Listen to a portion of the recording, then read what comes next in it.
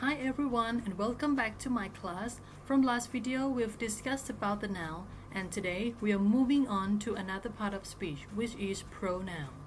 Pronoun is a part of speech which functions as a replacement for a noun, or we could say that we are using the pronoun in order to replace the noun. So don't forget this keyword, to replace. Okay? Examples: Janice is a very stubborn child. She just stared at me when I told her to stop. We have the word Janice as the noun and act as the subject of this sentence. And we have the word she and her to replace the word Janice. And the word me and I are also pronouns as well. What about the next sentence? The largest slice is mine, and we can use this word in order to talk about the possession. And the last one, we are number one. So the word we is the pronoun that can be used as the subject. But actually, I can say that pronoun has so many types. But before we understand more about the types of the pronoun, I will show you how important of the pronoun is. I have the first sentence for you. Mr. White was a race car driver. Mr. White was able to win 99.1% of the races because of Mr. White's extensive knowledge in racing. So you can see that we need to say the word Mr. White for 3 times. But how can we avoid this? That's the reason why we need pronoun, right? That is, we are replacing in order to avoid repetition. Okay, so in the next sentence, you can see that we can use the pronoun to replace the word Mr. White, and we look like this. Mr. White was a race car driver. He was able to win 99.1% of the races because of his extensive knowledge in racing. Looks good, right? And another example, the police officers rushed into their headquarters. But if we don't have the pronoun there, we need to say the police officers rushed into the police officers' headquarters. Alright, so move on to the type of the pronoun. Let's start with the first one. It's called personal pronouns. I have to say that all of you, all of us, we really need personal pronouns when we are communicating. The personal pronoun is used to represent people, places, or things. And the way that we are using the personal pronouns is depending on the gender and number of persons or things that serve as the antecedents or the noun that we are going to replace. And it can be subdivided into 3 ways. The first one, subjective personal pronouns or subject pronoun. What do we have here? Everyone knows, right? I, you, we, they, he, she, it. Okay, good. So for the word I, as you know, I is for first person singular pronoun. First person singular pronoun, that is I. Okay. Next is the word you. The word you, there are 2 functions. For the first one, it can be second person singular pronoun in case that you are talking only with one person. Okay, I'm talking with you. If we are talking with you, I mean many people, many students, the word you will have another function, that is second person plural pronoun. So it means that the word you itself can be used in 2 ways, for singular or plural. Okay, it's a little bit special for the word you. What about we? We is first person plural pronoun because I include myself with some of my friends. Okay, and that is we. What about they? They would be third person plural pronoun.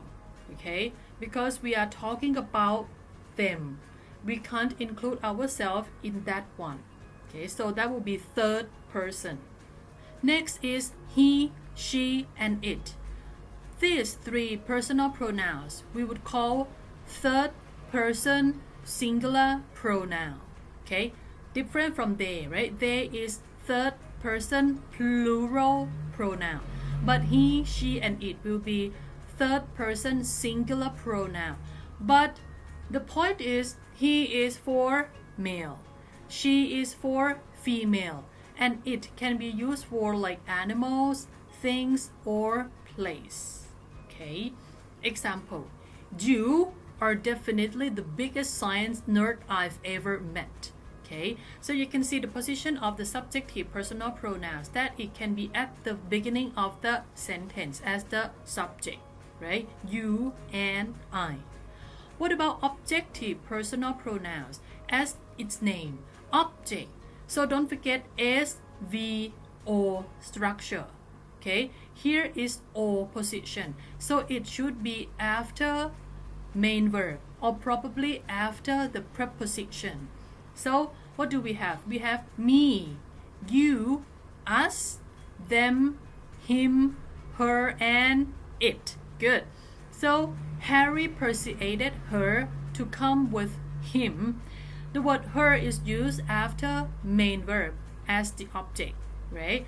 And the word him is used after the word with as the object of the preposition. Okay. And John gave her a ring. The word her here is used as the object. Actually, it is indirect object of this sentence. So anyway, you need to use the set of the object pronoun. The last one, the last subtype of personal pronouns, that is possessive personal pronouns. What do we have here? Mine, yours, ours, theirs, his, hers, and its. Okay, and you can see that we don't need the noun right after these kind of pronouns, and actually for other type of pronouns as well. Ours is the one on the left. Okay, probably we are talking about our bag, our something, but here we are using the possessive personal pronoun, and our with s, we don't need the noun anymore. Okay, and the last one, the guitar is hers. Okay, once that you see the possessive personal pronouns, it means that it has been used in order to replace the noun. So there is no need for the noun anymore. So never use the possessive personal pronoun with the noun. Okay, so that will be like redundancy. Alright, so I'll move on to another type of pronouns. The next type of the pronoun is reflexive pronouns. From its name, you can see to reflect. Okay, don't forget that is to reflect. What we have is myself, itself, himself, herself, yourself. So for the first 5, they are for the singular one, right? Because SELF, that is the singular form. But for yourselves, themselves, and ourselves, that will be for plural form. So don't forget this. And we are using the reflexive pronouns to refer back to an earlier noun or pronoun in a sentence. Okay, and action is applied to the same person or thing. So it means that when we have the subject and we also use the reflexive pronoun, this reflexive pronoun is talking about that subject, that is to reflect. Okay, that is to reflect. And this cannot be used without the noun or pronoun that they relate to. So we really need the noun or pronoun at the beginning of the sentence, and then we can just add the reflexive pronoun at the end of the sentence in order to reflect that subject. And who, do, who, does that kind of action. Okay, example: Sandra never forgets to send a copy of the email to herself. So who's that? Herself. That should be Sandra. That's why we have Sandra and herself. That is the reflection. Okay. He promised to repair the broken fence. However, we ended up fixing it ourselves. who are they? Ourselves. Is that the reflexive of he at the beginning of the sentence? Well, no. But we are talking about the word we in the second sentence or in the second clause. So, who did this? We. Okay, we ended up fixing it ourselves. And this is the way that we can use reflexive pronoun. Okay, refer back to the subject. Okay, refer back to the subject. Okay, let's move on to another one. It's called intensive pronouns. And you can see that they are exactly the same words as the reflexive pronoun, right? Myself, itself, himself, and so on. Exactly the same. But the function is totally different. I can say that. Because for reflexive pronoun, we just refer back to the subject. But for this one, we are giving emphasis to the antecedent or to emphasize. Okay, to emphasize. But the previous one is to refer back. But this is to emphasize. Let's see. The president himself said that it was a terrorist attack. So the president himself, you can see that this is just to emphasize that the president who said like that, not someone else. Okay, not someone else. But we are not talking about like the president is the one who do something by himself or things like that. But this is just to emphasize. And I can say that this kind of pronoun can be removed from the sentence. Okay, so we can say the president said that it was a terrorist attack and the sentence still fine. Okay, I myself knew that it was a mistake. I myself, it's me, not someone else. Okay, that is to emphasize the subject, that it's me. I knew that it was a mistake, and that is another way that we can say. So it depends on the speaker whether they really need to emphasize on the subject or not. So the word myself can be removed. But if we compare to the reflexive pronoun, it can't be removed. So Sandra never forgets to send a copy of the email to, and that's it. No, we can't say that. That would be incomplete. Okay, but for intensive pronouns, they can be removed. Okay, next is demonstrative pronouns. Okay, demonstrative pronouns, and we only have 4 of them. Demonstrative pronouns, what are they? They are this, these, that, and those. How can we use them correctly? We are using them in order to point to noun or nouns. Okay, so they are totally different. The first one, this, that is, we are talking about a singular and a near noun, something which is near and there is only one. Okay, and for these, that will be plural and near. So that is the noun that is pretty near to us and we have more than one. Now that is for these. What about that? That will be singular and far. Think about an object which is far, a little bit far from you, but there is only one. So we can say that. And those, that will be plural and far. Think about like some kind of items. You have 2 items and it's pretty far from you. You can say those. Okay, very easy. That is the car that I'll buy for my birthday. So this car is parked a little bit far from you. You can say that is the car that I'll buy for my birthday. But you can see that in this sentence we have 2 that's, right? The first that, this is the demonstrative pronoun. We are talking about that car, but the word that in the second one, it's not the demonstrative pronoun. But what is it? You can see right after this. But the last one, she said she wanted these. Okay, before this sentence, they may mention about something. Maybe it can be the book, it can be the car, it can be whatever, and those stuff are pretty near, and that is in the plural form. So we can say she said she wanted these. Okay, you may be a little bit confused with the one with the noun. Like that car, this girl, how are they different? I can say that for this car, that girl, that will be another part of speech. Don't forget that for the pronoun, never use them with the noun, right? Never use them with the noun. Because like the word that, like the word this, we don't need the noun right after it. Because we are using them to replace. No need for the noun. Okay? Move on to another one. It's called indefinite pronouns. Indefinite pronouns. So, wow, we have so many indefinite pronouns, and there are only some examples that I'd like to give you today. What do we have? We have any, all, another, other, both, each, everybody, somebody, much, such, oh, a lot, right? And we are using them to refer to unspecified things.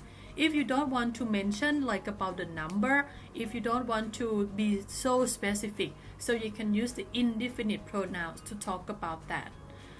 But don't forget that we don't need the noun, okay? Many were called for the interview, but only 3 were hired. Probably we are talking about the interviewees, but here we don't want to mention about the word interviewees anymore, so we just say many, okay? He's ready to give up everything for his family's safety. So we don't need to mention a particular thing. So we just say everything, okay, as a whole, okay? And the last one, I haven't seen anyone. So you don't want to mention the name of your friends. So you just say, I haven't seen anyone. And here they are indefinite pronouns, ones that you don't want to be specific. Okay, next is interrogative pronouns. If you see the word interrogative, that is the question, right? Interrogative, that is to ask the questions. So for the interrogative pronouns, we have who, whom, and what. They are used in order to ask the question in WH questions. For example, who was born in 1984? Whom did you talk to? What did the doctor say? Okay, so they are used in order to ask the question. They are interrogative pronouns. The next one, that is relative pronouns.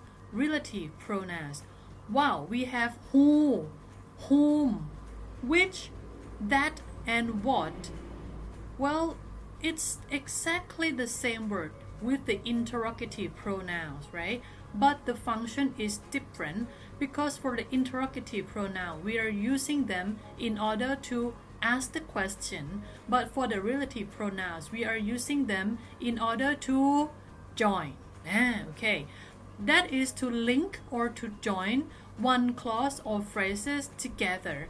Or we can say that we are using them to introduce a relative clause that describes an earlier noun or pronoun. Interesting, right? So it means that when you see the word who, when you see the word whom, it doesn't mean that they are always the interrogative pronouns. It can be something else. Like this one, it can be the relative pronouns that we have the relative clause to be introduced. For example, the contestant who gets the highest score wins the $1 million jackpot. So the word who is used to introduce the relative clause who gets the highest score. And that is to modify the noun contestant. Okay, so you can see that we can use the word who to introduce the relative clause here. Or another one, Rita is the person who plays the guitar. So who plays the guitar, that is the relative clause to modify the word person, and who is used to introduce the clause. And the last type of pronoun, it's called reciprocal pronouns, and we only have 2 here. The first word is each other, and another one is one another. And they are used in order to indicate that 2 or more people are carrying out or have carried out an action of some type with both receiving the benefits or consequences of that action simultaneously. So it means that if you're using the word each other, we only have two subjects. They are doing some kind of action together. But for the word one another, that is, we have more than two subjects. Okay, we have more than two subjects. So I can say that both each other and one another, they do have exactly the same meaning, except that the difference of number of subjects. For example, Maria and Juan gave each other gold rings on their wedding day. You can see that we only have two subjects here, Maria and Juan. So we can use the word each other in this case. While the students congratulated one another after giving practice speeches. And here for this sentence, it means that we have many students, not only two. Okay, so it's better to use the word one another to talk about the action in this sentence. Alright, so you can see that for pronoun, we are using them to replace the noun. And don't forget that once that it's used in order to replace the noun, we don't need the noun anymore right after the pronoun. And we have so many types of pronouns that you have to think about it when you are using this type of part of speech. Okay, that's all for today. See you again in the next video. Bye!